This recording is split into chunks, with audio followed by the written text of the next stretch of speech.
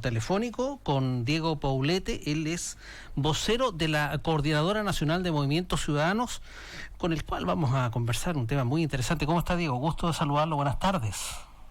Hola, buenas tardes, el gusto es mío. Ustedes agrupan a una serie de movimientos ciudadanos a nivel nacional y tienen como principal objetivo básicamente la democracia en la práctica, porque lo que plantean es la libertad, la tolerancia, la inclusión, la empatía, la paz, en un país muy convulsionado. ¿Cómo nace aquello? Mira, esto nace a propósito, evidentemente, del estallido social de octubre del año pasado, y básicamente con la necesidad de poder generar una instancia en la cual el diálogo, la tolerancia y los acuerdos primaran por sobre el clima de violencia que estaba viviendo el país. Luego del estallido tuvimos la pandemia y también vimos necesario la gestión en conjunta de muchos movimientos, de tal manera de que hoy realizamos una labor tanto temática, tenemos distintas áreas de discusión, por ejemplo el tema constitucional, como también de voluntariado, porque no importa impulsar, como bien tú dijiste, estos dos principios, la democracia y la libertad en este ámbito de tolerancia que creemos que quizás se ha perdido un poco. La idea es un poco ordenar la idea, la discusión en una situación bien compleja, porque este movimiento o esta llamada, no sé, rebelión, crisis, le han puesto muchos nombres. Yo creo que es la gota que rebalsó el vaso simplemente, pero no tiene un líder, sino que son muchas espontáneas representaciones de un malestar. Entonces, ¿cómo se ordena aquello? Así es, mira, nosotros en ese sentido no tenemos una afiliación política en particular, representábamos cada uno a un movimiento en particular. Yo represento a Cabilderos, que es un movimiento constitucional que aboga por la enseñanza del derecho constitucional ante el proceso constituyente que se viene, y nos coordinamos, en su momento nos coordinábamos a través de reuniones, pero hoy tenemos tanto mesas de trabajo como reuniones periódicas por estas plataformas y vamos aunando criterios. Ahí el eje va a estar dado siempre por, como te decía, los principios fundantes de esta coordinadora. Ustedes buscan básicamente denunciar el abuso de poder, las malas prácticas y las acciones que consideran antidemocráticas. Si tú tuvieras que exponer en otro país, en un país a lo mejor donde no nos conocen, ¿qué es lo que tendrías que decir hoy día del Chile que estamos viviendo?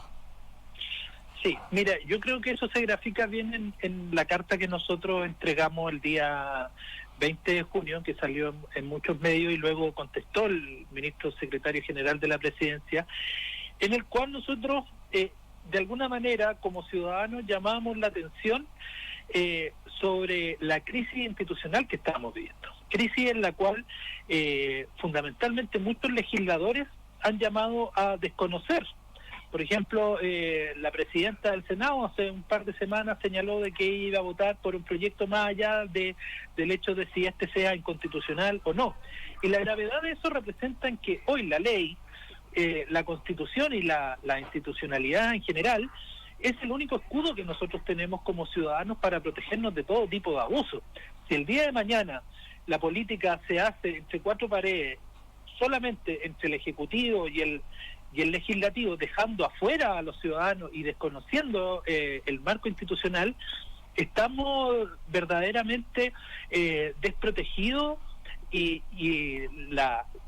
los derechos y deberes, pero digo, y así mismo las libertades se ven sumamente comprometidas. Sí, pero cuando tú planteas eso, yo podría decir perfectamente, lo he escuchado de muchos líderes de diferentes sectores, bueno, si aquí desde que llegó la democracia en el año 90, finalmente todo se hizo entre cuatro paredes sin la participación de nadie y con una constitución que la verdad que no representa a las grandes mayorías del país, y que finalmente ha sido a espaldas de los intereses de toda la ciudadanía, privatizando los derechos de agua, privatizando las carreteras, intensificando un modelo que es tremendamente injusto bajo todos los análisis. Entonces, ¿cómo se puede hacer ahí? Porque finalmente lo que tú planteas respecto de muchos sectores es que, a mi entender, la camisa de fuerza que se llama Constitución y que no ha dado el ancho para las necesidades, hoy día no da más y está a punto de reventar.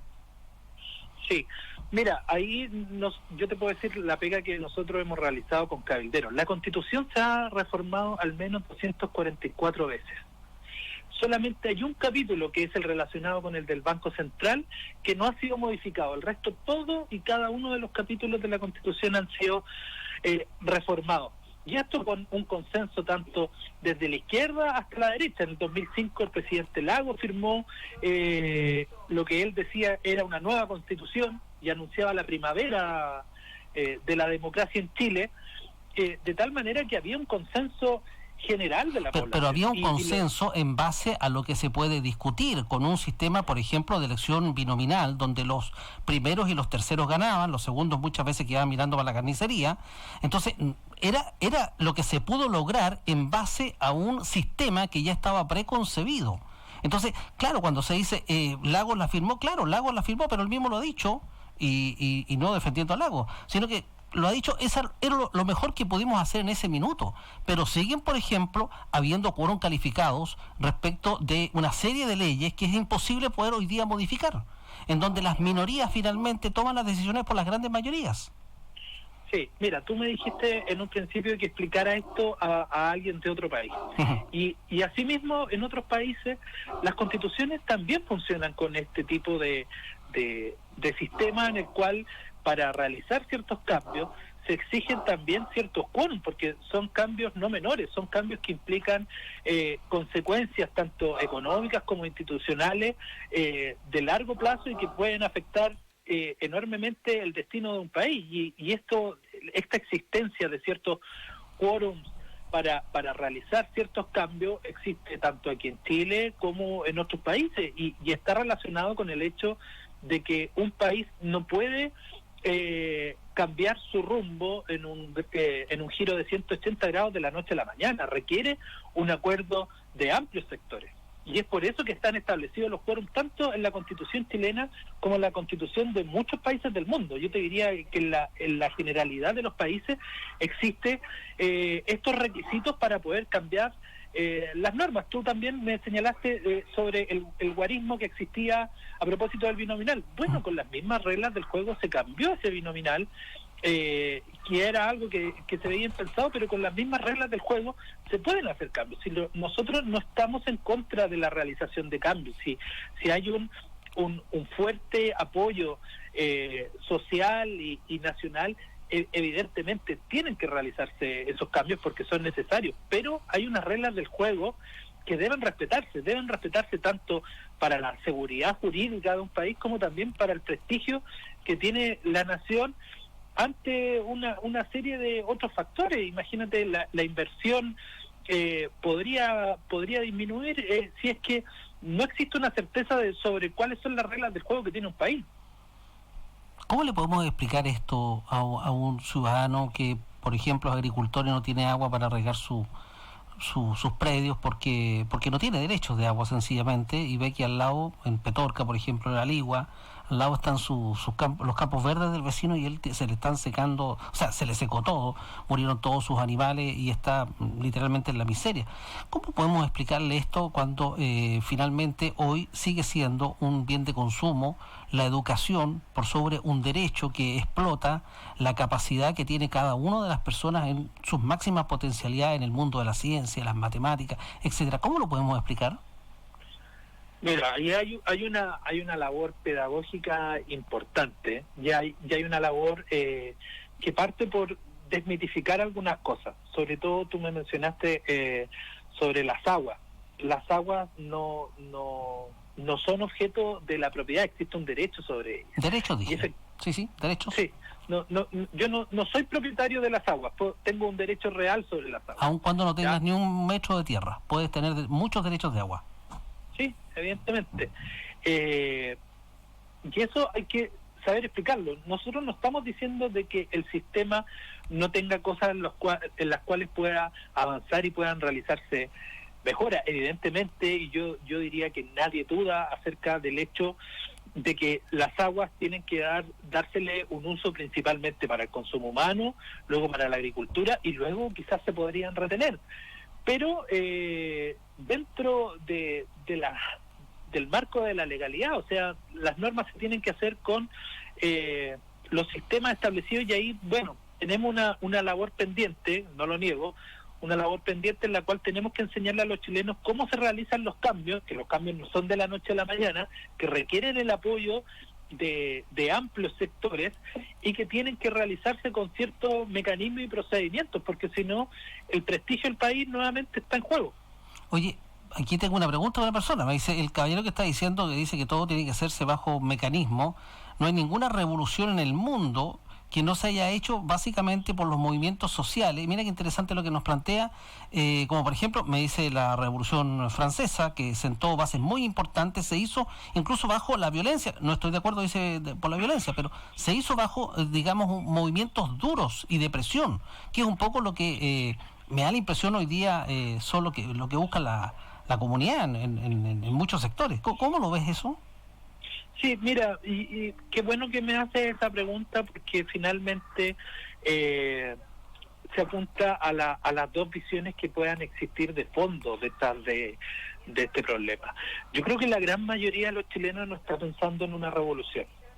¿Ya? Cuando se provocó el estallido, la gente en los primeros días no salió diciendo de que había que cambiar la Constitución, salió diciendo de que necesitaba ciertos cambios, necesitaba mejorar su calidad de vida, y eso se puede hacer es cierto, por una vía se puede hacer mejorando ciertos aspectos de la Constitución, pero la gran mayoría de los problemas que tienen hoy los chilenos están contenidos en tanto sea un cambio de manera de ser de la clase política, ¿ya? Y por el otro lado también de la reforma de leyes simples. Y yo aquí me pregunto, ¿por qué no ha habido una reforma a esas leyes simples? Por ejemplo, las AFP no están mencionadas en ninguna parte de la Constitución. Están mencionadas en una ley. ¿Por qué no se ha hecho una reforma a la ley en vez de hablar de la Constitución? Eso es lo que nosotros creemos que se tiene que hacer. Y como tú me decías, finalmente hay contrastadas dos posturas. Aquellos que creemos que es posible un diálogo y podemos mejorar el país y la Constitución y el marco regulatorio, que es la casa bajo la cual todos nosotros vivimos, y aquellos que piensan que los cambios se tienen que realizar de manera violenta y revolucionaria. Y ahí yo no comparto la tesis que te decían. Evidentemente, la Revolución Francesa uno puede hablar de todos los beneficios que trae para las personas, pero no estamos viviendo en una sociedad estamental ni de la Edad Media, donde la gente tiene derechos desde que nace hasta que muere, que son inherentes ya sea por su apellido u otras cosas. Oye, ¿cómo la gente se puede sumar a este movimiento, a la coordinadora? Porque entiendo que ustedes quieren un poco descentralizar el trabajo de las grandes ciudades, llegar a pueblos medianos, pueblitos, digamos, como en el caso de Aconcagua, Patio Trasero de la región, quieren llegar a todos estos sectores. ¿Cómo la gente puede materializar su participación?